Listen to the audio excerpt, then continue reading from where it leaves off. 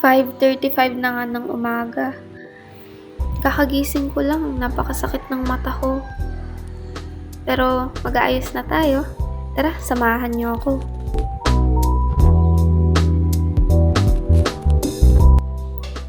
Agad-agad na nga akong naligo. Pagkatapos nag-toothbrush na ako. Iniisip ko talaga dyan kung paano ako bibili ng mga kulang sa birthday ko eh.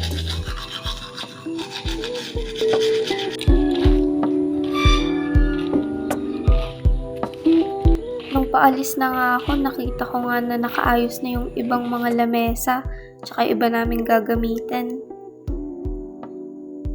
Paalis na ako. Hala, kinukuha ni Lord. Binilisan ko na nga kasi malilate na ako. Habang naglalakad ako, tinitignan ko na kung may dumadaan na bang jeep.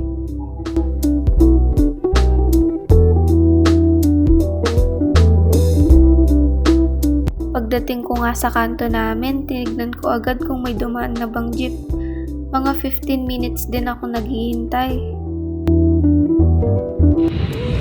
Pagsakay ko nga ng jeep, late na ako, binagalan niya pa. Pagdating ko nga ng school, binilisan ko na yung pagtakbo ko. Baka masaruduhan na kasi ako ng gate.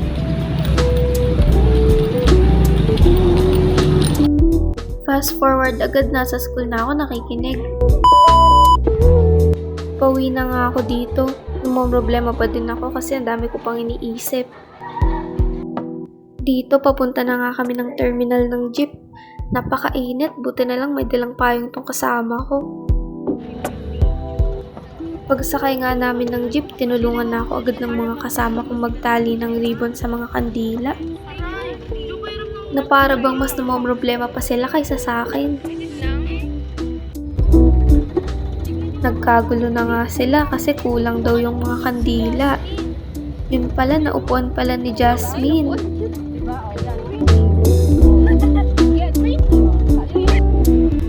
Si Elijah naman na problema mag-lettering ng pangalan ko. Na para bang nai-stress na sila sa buhay nila dahil sa akin.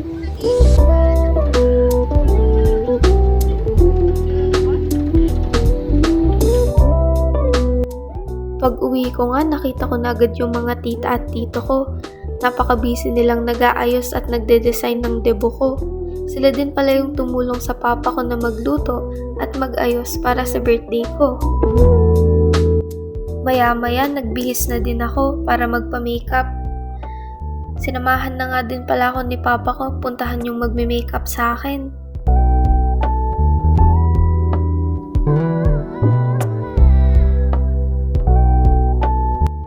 Pagdating ko nga dun, minakapan na agad ako ng magme-makeup sa akin. Sabi nila, hindi daw ako mukhang 18. At napakakapal ata ng makeup na nilalagay sa akin. Tignan nga natin. In 3, 2, 1. Look, feeling maganda si ate oh. Hindi niya alam saan siya titingin.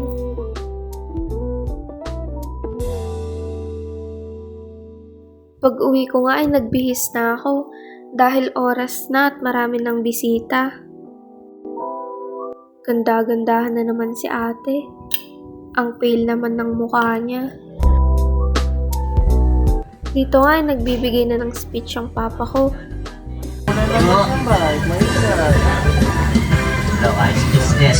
Iyak ka sa tito kaya ni Dick. Salamat po sa pagdalo.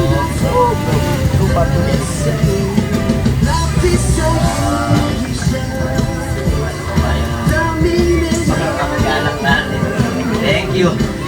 Nasmi, Mare, sa mga lola, tita, tito, boy. Skinny jeans. Salamat po. At alam namin, maraming nagmamahal sa anak ko at sa aming pamilya. Maraming salamat po. Umabo na naman oh.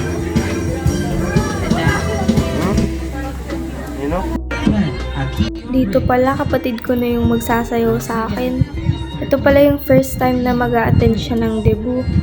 Nag-practice pa kami ng sayaw. Perfect naman niya.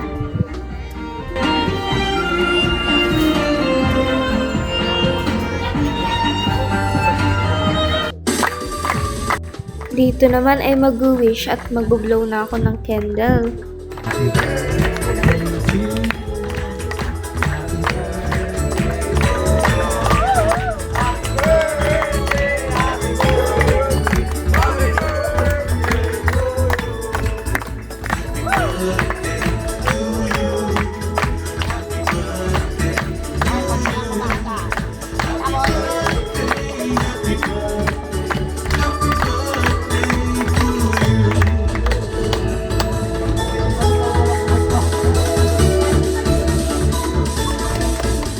And now, so bago muna i-blow ng ating lovely Davidson ang kanyang cake. So, Julian, ang gagawin natin is we have a two wish. Yung isa, i-share natin sa ating audience. And yung isa, i-keep mo lang yun for yourself. So, are you ready for your first wish?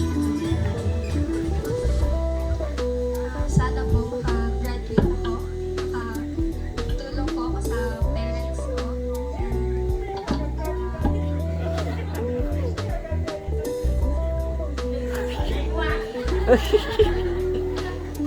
Tsaka po, lagi lang po healthy yung family. Super nag-enjoy naman ako sa debut ko. Sulit yung pagod. Thankful din ako sa mga tita and tito ko, especially sa parents ko na super supportive. Pagkatapos nga ng program ng debut ko ay agad nila akong sinama para bumili ng Coke.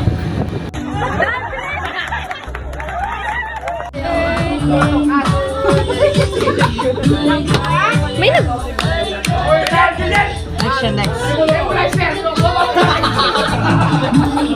Yan, patay mo nga. Tumerak lang.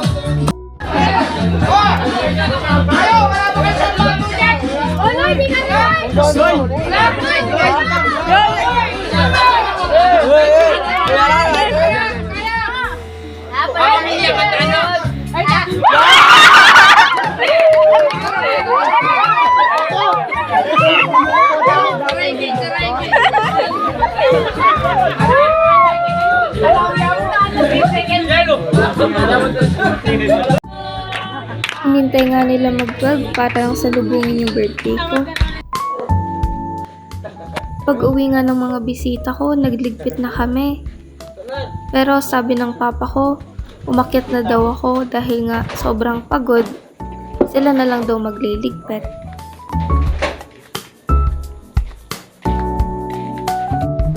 Pag-akyat ko nga, naghilamos na ako at nagpatay ng mga ilaw.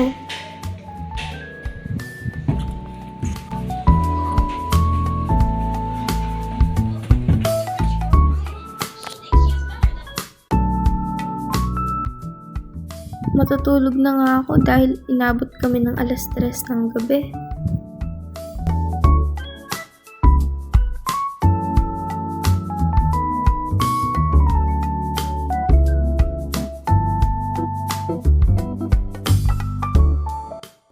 Habang ginagawa ko ang vlog na ito tungkol sa aking araw at sa paghahanda sa aking debut, napagtanto ko kung gaano ako kaswerte na magkaroon ng mga magulang na handang gawin ng lahat para maging espesyal ang araw na to. Hindi madali ang maghanda, pero nakita ko kung paano sila nagsikap, nagplano at naglaan ng oras at pagod para lang matupad ang pangarap kong debut. Ang selebrasyong ito ay hindi lang tungkol sa aking pagtungtong sa pagiging dalaga, kundi isang patunay ng kanilang walang sawang pagmamahal at sakripisyo. Hindi ko makakalimutan kung paano nila ipinakita na kapag mahal mo ang isang tao, gagawin mo ang lahat para mapasaya siya. Yun lang. Thank you for watching.